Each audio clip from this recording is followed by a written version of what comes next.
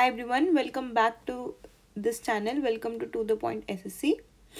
आज हम जो हिस्ट्री में एंशियंट हिस्ट्री है वो टॉपिक शुरू करना है CGL मेंस के रिवीजन के लिए। तो हम शुरू कर रहे हैं IBC से। मैं आपको टॉपिक वाइज जो है ना उसकी वीडियोस दूंगी और आप इसी से ही रिवीजन करना। और मैं आपको बता रही हूँ कि कम समय में 15 से 20 मिनट में आपके हर टॉपिक का रिवीजन करवाने का ट्राई करूँगी, जिसमें कि आपको टू द पॉइंट मैं आपको साथ में बताऊँगी भी आपको किस पॉइंट पे आपको स्ट्रेस करना है याद करने के लिए। ठीक है, क्योंकि यार मैं इस चीज़ में बिलीव ही नहीं करती कि 3-3 घंटे में आपके लूँ और मैं बोलूँ इसमें से क्वेश्चन तो आ ही जाएगा। 15 मिनट में मैं बता रही हूँ आपको किस पॉइंट पर और किस टॉपिक पर फोकस करना है। तो मैं आपको एंशियंट हिस्ट्री का फ्लो बताती हूँ कि मैं आपको किस किस चीज़ पे टॉपिक के ऊपर प्रोवाइड करने वाली हूँ सारी चीज़ें। देखो, सबसे पहले हम पढ़ेंगे IBC। ठीक है, उसके बाद आता है हमारा अर्ली वैदिक एज। ठीक है, उसके बाद हमारा आता है लेटर वैदिक एज। इसके बाद अर्ली वैदिक, लेटर वैदिक और फिर हमारा आता है मौर्य। मौर्य से बीच में हम कुछ महाजनपद पढ़ते हैं, लेकिन महाजनपद के जस्ट बाद हमारा वो एरा शुरू हो जाता है मौर्य वाला। फिर इसके बाद हमारा आता है पोस्ट मौर्य। ठीक है, पोस्ट मौर्य में हम क्या पढ़ते हैं, जो हमारी इंडियन डायनेस्टीज हैं वो, और जो हमारी फॉरेन डायनेस्टीज हैं जैसे कि इंडो ग्रीक वगैरह जो है वो वाली। मौर्यस के बाद हम पढ़ते हैं हमारे गुप्तास। ठीक है, गुप्तास के अलावा जो हम कुछ अलग से कुछ डायनेस्टीज पढ़ते हैं, जिसमें हमारी एक हर्षवर्धन की डायनेस्टी आती है। ठीक है, हर्षवर्धन की। इसके बाद हमारी आती है लास्ट में वो जो संगम एरा वाली जो रीजन्स है ना, जिसमें हम चेरा चोला पांड्यास पढ़ते हैं, वो चेरा चोला और पांड्यास। तो ये हमारा फ्लो रहेगा और इसी हिसाब से हम सारे टॉपिक्स में आपको प्रोवाइड करूंगी एज सुन एज पॉसिबल। आज हम टॉपिक पढ़ेंगे IBC यानी कि इंडस वैली सिविलाइजेशन। यार देखो, इंडस वैली सिविलाइजेशन जो है उससे पहले हम प्रोटो हिस्ट्री और प्री हिस्ट्री पढ़ते हैं। जो हमारा फ्लो रहता है ना वो होता है पेलियोलिथिक एज, फिर आती है हमारी मीजोलिथिक एज और फिर हमारी आती है नियोलिथिक एज। जो पेलियोलिथिक एज है वो हम 5 लाख से 1 लाख BC में पढ़ते हैं। मेसोलिथिक 5 लाख से 10,000, 10,000 से 6,000 और फिर 6,000 से 3,000, ये हम नियोलिथिक में पढ़ते हैं। ये हमारा मेन फ्लो रहता है। बट क्वेश्चन कहाँ से ज़्यादा आते हैं, IBC से ज़्यादा आते हैं, और उसके भी कुछ कुछ पर्टिकुलर पॉइंट है। जैसे कि हमें किस पे फोकस करना है, सबसे पहले हम फोकस करेंगे IBC के जो मेन साइट्स हैं उस पर। फिर हम फोकस करेंगे कि भाई वो किस जगह पे है, क्योंकि हो सकता है मैप में आपका सीक्वेंस पूछ ले या जगह पूछ ले या कंट्री पूछ ले। फिर हमें फोकस करना है उसकी इकोनॉमी पे, उसकी जो ज्योग्राफी है, उसकी पॉलिटी कैसी है, उसका रिलीजन कैसा है। ठीक है, ट्रेड एंड कॉमर्स किससे रिलेटेड है ना, ये हमारे मेन जो है, और उसकी बेसिक सोसाइटी का जो नेचर है वो कैसा है। बस ये हमारे मेन टारगेट फील्ड रहेंगे, क्योंकि आप इस बेसिस पे और इस समझ लो सेगमेंट वाइज दिमाग में बिठाओगे ना तो याद बहुत जल्दी होगा। आपको पता रहेगा कि वो क्वेश्चन किस पार्ट से आया हुआ है। ठीक है, अब इंट्रोडक्शन में देखो, इंट्रोडक्शन में हमारी जो IBC है उसी को हम हड़प्पन सिविलाइजेशन बोलते हैं। मतलब हमारी इंडिया की हिस्ट्री ही इस सिविलाइजेशन से शुरू हुई है। अब मैं आपको बोलती हूँ जो जितनी भी मेजर हमारी वो रही है ना, जो एंशियंट जो सोसाइटीज़ रही हैं, सिविलाइजेशंस रही हैं, जैसे कि जैसे हम वो बोलते हैं मेसोपोटामिया, इजिप्ट, इंडिया और चाइना, उसमें से अगर सबसे एडवांस में बात करूँ ना, जो हमारे ASI ने भी बोला है और जो इंटरनेशनल जो भी ये ऑर्गेनाइजेशंस हैं उन्होंने भी ये चीज़ बोली है कि इंडिया की जो IBC है, यानी कि बेसिकली जो साउथ इंडिया में और जो साउथ एशियन रीजन में जो इंडस वैली सिविलाइजेशन है वो सबसे एडवांस बोलते हैं। पहली चीज़ तो ये। और क्यों एडवांस बोलते हैं, तो इसलिए बोलते हैं कि ये this was the first civilisation जिसमें हमने बर्न्ट ब्रिक का यूज़ किया है। बर्न्ट ब्रिक समझ रहे हो आप, जैसे आज हमारे घर हैं, बिल्डिंग्स हैं, वो बर्न्ट ब्रिक से बनते हैं। ऐसा नहीं है कि हमने कच्चे घर बना दिए, नहीं, प्रॉपर उसको जो होता है ना कि उसको सुखाना, उसके प्रॉपर एक प्रोसेस, फाइनिंग, रिफाइनिंग, प्रोसेसिंग, और उसके बाद ब्रिक बनाना और फिर उस ब्रिक को सीमेंट में डाल के प्रॉपर बिल्डिंग बनाना। That was IBC was the first civilisation जहाँ पे इस प्रोसेस का यूज हुआ, इसीलिए उसको हम सबसे एडवांस बोलते हैं। ठीक है, उसके बाद कौन से डायरेक्टर थे जिन्होंने एक्सकवेशंस के लिए ऑर्डर्स दिए थे, तो वो थे जॉन मार्शल। यहाँ पे ये हमें नाम याद रखना है। ठीक है, उसके बाद सबसे एंशियंट जो सबसे शुरू की दो हमें मिली थी वो थी मोहनजोदड़ो और हड़प्पन सिविलाइजेशन। ठीक है, ये दो हमें ध्यान रखनी है। ओके, उसके बाद जो मेन सिविलाइजेशन, उसके हम जो मेन सिविलाइजेशन है किसने वो फाउंड करी, कौन सी रिवर पास में है और क्या इंपॉर्टेंट फाइंडिंग है उससे रिलेटेड, वो वाली चीज़। ठीक है, तो देखो सबसे पहले हम हड़प्पा पढ़ते हैं, उसके फाउंडर पढ़ते हैं दयाराम सैनी। ये इंपॉर्टेंट है यार, क्योंकि हड़प्पन और मोहनजोदड़ो दोनों के फाउंडर के ऊपर क्वेश्चन आते हैं और ईयर पे भी आते हैं। तो सबसे पहली हड़प्पा हुई थी, दयाराम सैनी ने करी थी 1921 में करी थी। ठीक है, और कौन सी रिवर के पास है, तो situated on the bank of river Ravi. जो मोहनजोदड़ो है वो आर.डी. बैनर्जी ने करी थी 1922 में, और वो इंडस रिवर के पास में, ठीक है, वेरी इंपॉर्टेंट, इंडस रिवर के पास में। अब हड़प्पा जो है ना, हड़प्पा, इसमें क्या है कि इसमें बहुत सारी चीज़ें हैं, जैसे हम society, economy, trade, seals, steatite, ये सारी चीज़ें जो पढ़ते हैं ना, वो सारा कुछ यहाँ मिला हुआ है। जब हम मोहनजोदड़ो की बात करते हैं तो जो वो ग्रेट बाथ, जो हमारा एक है ना great bath, granary system, bronze system, dancing girl, ये वो मेन चीज़ें हैं जो सिर्फ मोहनजोदड़ो से रिलेटेड है और वो हमें ध्यान रखनी है। उसके अलावा जो पर्टिकुलर जैसे एमुलेट्स होते हैं, है ना, जो टिंचर सिस्टम है या बीड्स हैं, है ना, ये जो है वो हर जगह मिले हैं, लेकिन great bath, granary system, dancing girl, ये यहाँ पे सिर्फ मोहनजोदड़ो में मिला है, ठीक है। उसके बाद हमारा आता है सुक्ता जंडर। अब देखो मैं ना थोड़ा आपको मैप में बताती हूँ, मैं आपको फटाफट मैप बना देती हूँ यहाँ पे।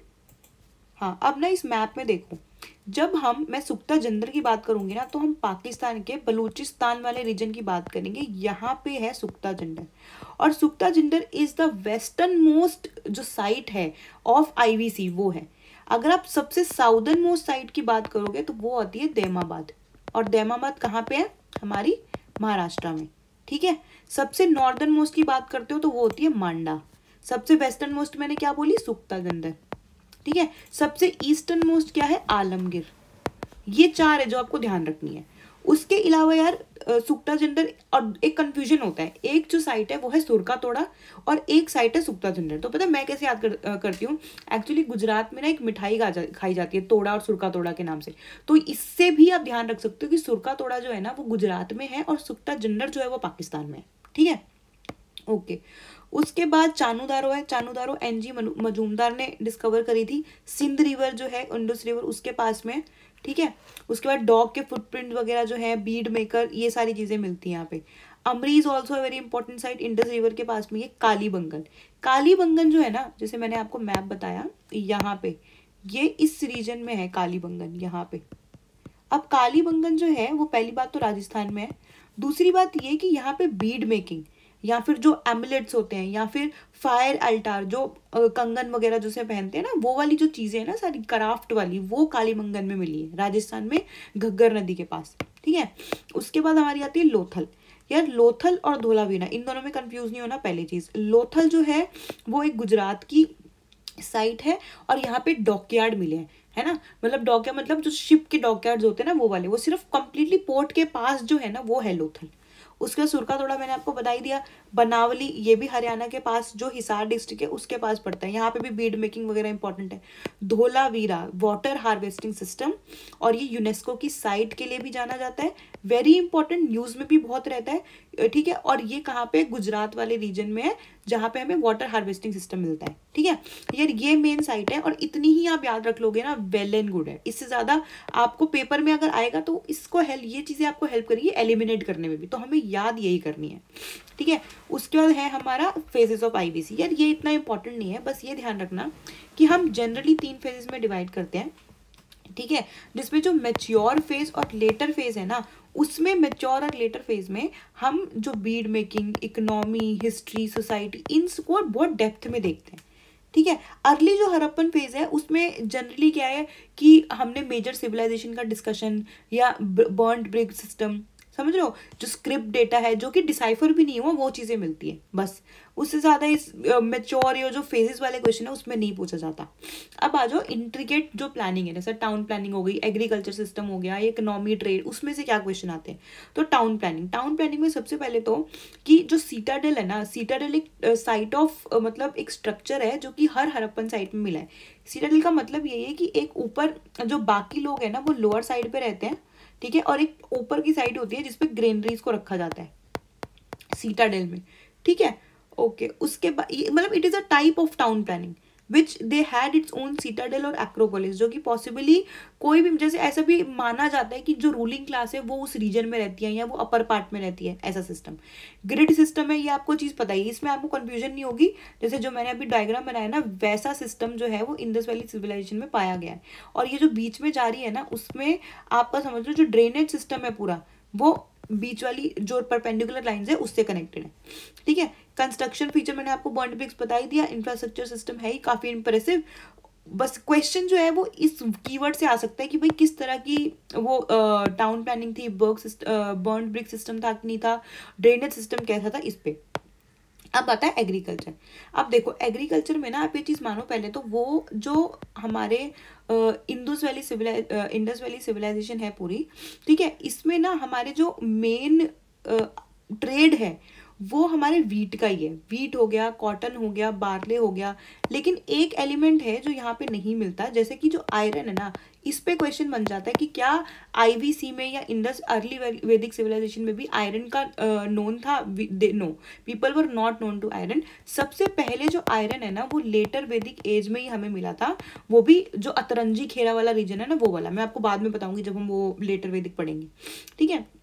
उसके बाद एग्रीकल्चर में इसके बाद क्या है कि मेजर एग्रीकल्चरल प्रैक्टिसेस हैं, या फिर जो टेराकोटा सील स्कल्पचर्स हैं जो कि इंडिकेट करती हैं, जैसे यहाँ पे मैंने लिखा हुआ है, ये देखो यहाँ पे क्या है ना कि जो भी स्क्रिप्ट स्ट्रक्चर, जो पेंटिंग्स है ना, स्क्रिप्ट्स हैं, वहाँ पे बुल वगैरह के डायग्राम बने हुए हैं, है ना। जैसे हम खेती बाड़ी करते हैं, जो सींचते हैं ना, उन चीज़ों की पिक्चर्स बनी हुई हैं जिससे इमेजिन किया जा सकता है कि भाई ऐसा कुछ होता होगा, प्लोइंग होती होगी, ठीक है।